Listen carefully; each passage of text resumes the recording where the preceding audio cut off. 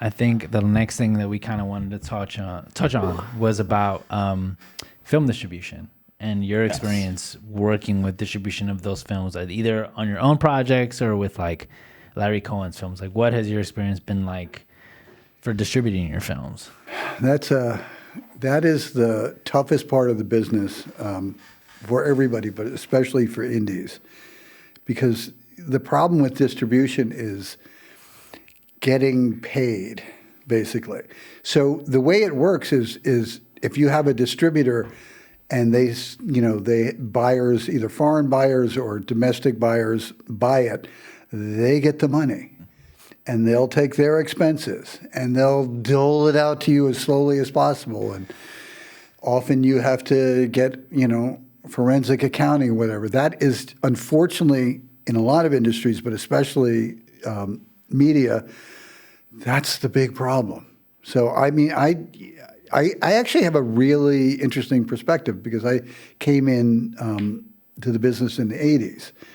And in the 80s, it was the VHS boom, the mom and pop video stores. And it was this sort of gold rush where there was a need for product because the studios didn't want to put things on videotape because they thought it would eat into their profits.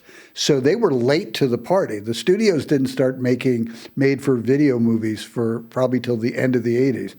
So there was a golden opportunity for filmmakers, for indie filmmakers, to just do anything. You literally could make a movie and get it out there on video if it kind of had sound and pictures synced together. Kind of.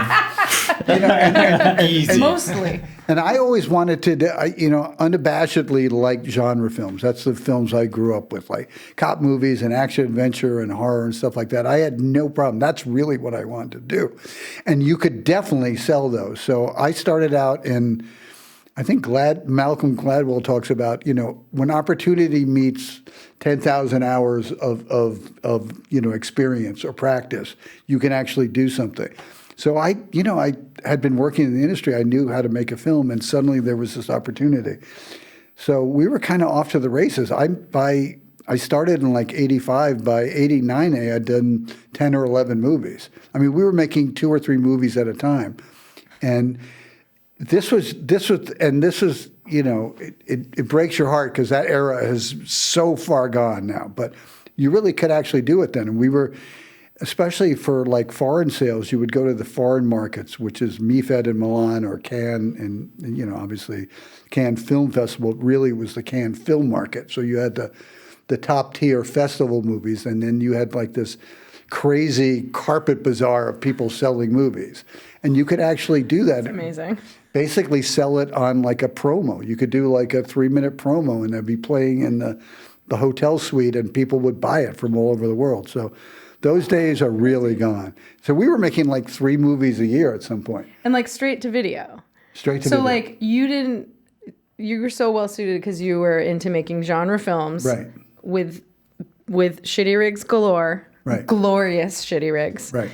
And like you didn't have a huge ego, like you needed your film to win, Cannes or the Never had that. Berlinale. Like you fuck it, right? Yeah, exactly. Like you were getting to do something really fun that you loved and getting paid.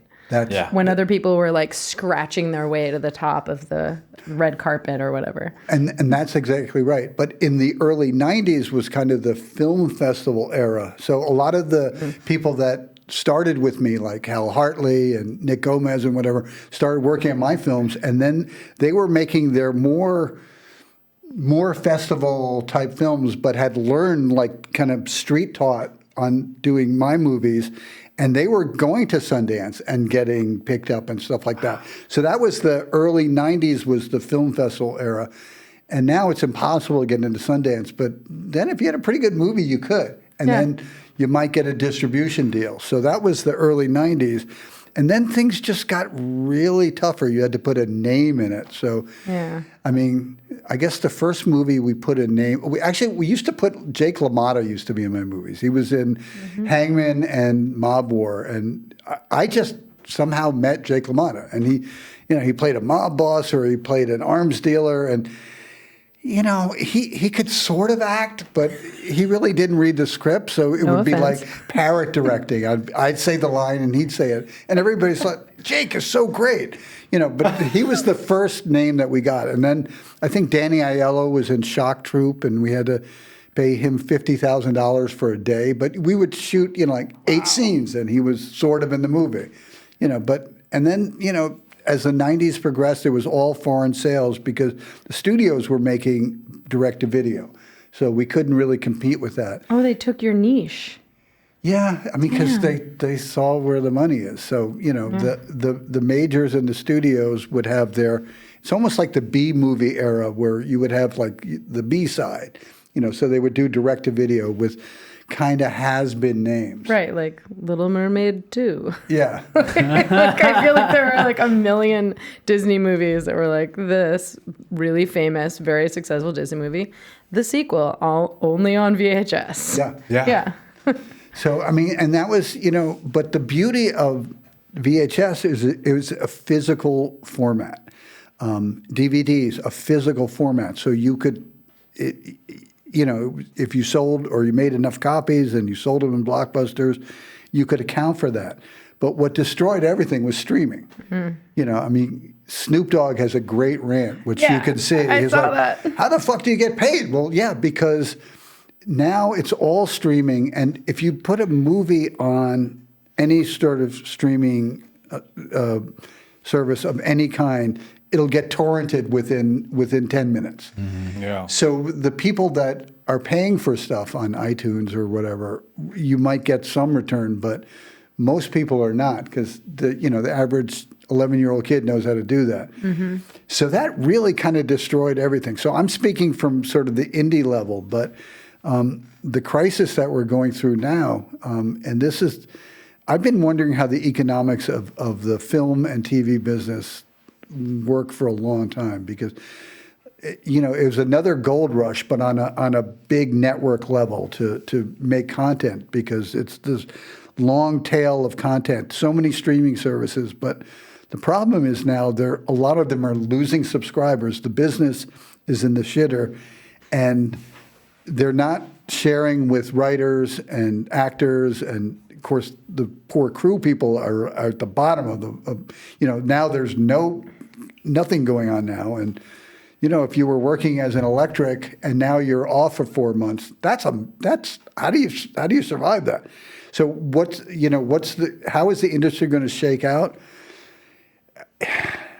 I don't know, but there has to be a reckoning because people have to get paid. I mean, try being in the music business as an indie, band or artist. It's impossible. Yeah. The only money you'll make is actually touring and merch. That's the dirty little secret. Like, you make nothing from streaming. Yeah. I think it was Snoop Dogg that also said, like, how can you have 1 billion fucking streams on Spotify and not have $1 million? Yeah. It's like, it makes no sense. So it goes back to my first point. Sorry, like I'm droning on because I'm trying to process this. Yeah.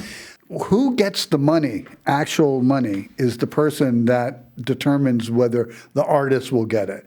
Yeah. And is that going to change? I don't know. I sure hope so.